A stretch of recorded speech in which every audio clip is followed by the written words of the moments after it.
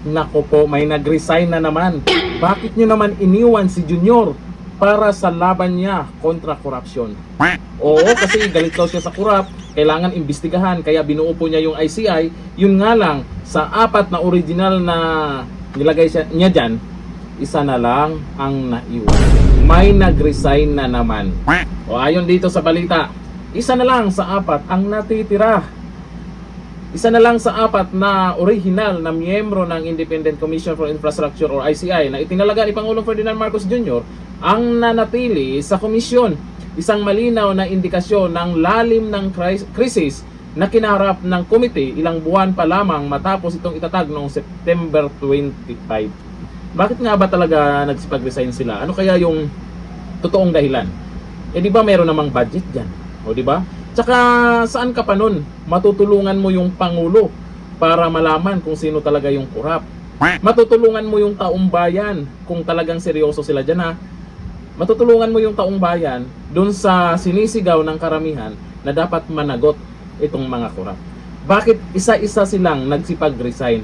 Anong meron? Hoy, ayon dito sa balita ha, ang pinakahuling umalis ay si Komisyoner Rosana Fajardo na nagbitiw ngayong araw ng Biyernes. Nauna nang nagbitiw si Benjamin Magalong, alkalde ng Baguio City na nagsilbing special advisor at pangunahing investigador ng komisyon. Umalis siya noong September 2025. Ilang linggo lamang matapos buuin ang ICI, na agad nagtaas ng mga tanong sa direksyon at kakayahan ng komite. Sumunod naman si Commissioner Rogelio Babes Singson, dating kalihim ng DPWH, na nagbitiw epektibo noong December 15.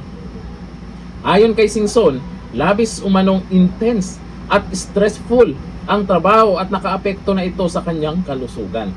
Ayan, may nagsalita ko kung ano yung naging dahilan. Stressful. Bakit sila na-stress? Eh, malaking bagay po yan kung talagang seryoso talaga sila ha, na labanan itong korupsyon. Yan po yung inaasahan po sa mga nagsisigaw na ikulong na yan. Mga kurakot, ikulong na yan. Kaso nga lang, wala pang napakulong na mga congressman ba yan, senador ba yan? Senador daw, may makukulong daw. Eh ano na? Mas lalong umiigting ang tanong ng publiko. Kung isa na lang ang natitira sa 4 na original na miyembro ng ICI ni Marcos Jr., hanggang saan pa kaya ang kakayanan ng komisyon? Isa na nga lang, pero ang sabi ni Atty. Rowena Guanzon, mag-resign ka na. Isa na lang yung naiwan, pinagre-resign nyo pa. O ito ang apila ni dating si COA Comelec Commissioner Atty. Rowena Guanzon, kaugnay ng lumalalang krisis sa Independent Commission for Infrastructure o ICI, kasunod ng sunod-sunod na pagbitiw ng mga original na miyembro ng komisyon.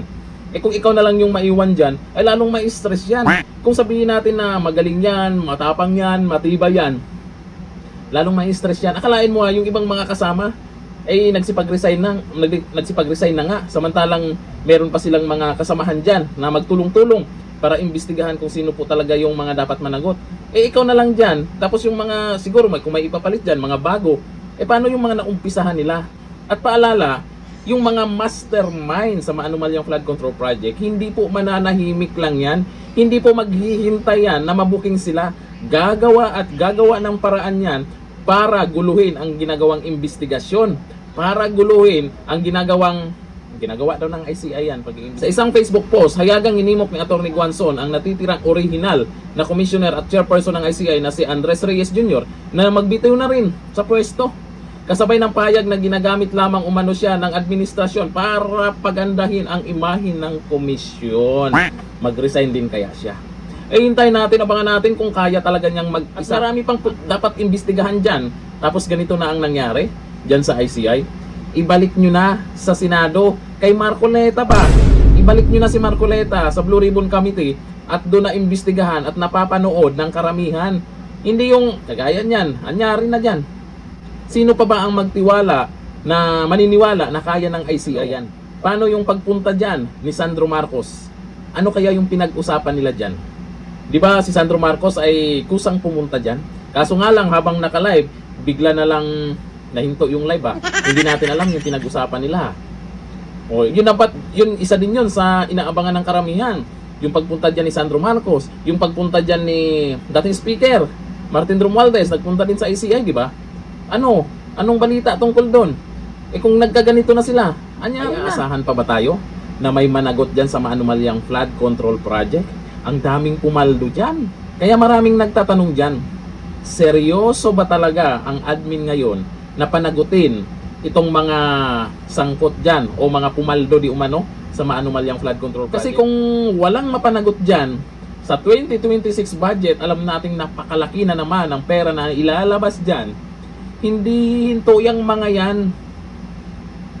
Tuloy-tuloy pa rin magpakabusog ang mga buhayang yan.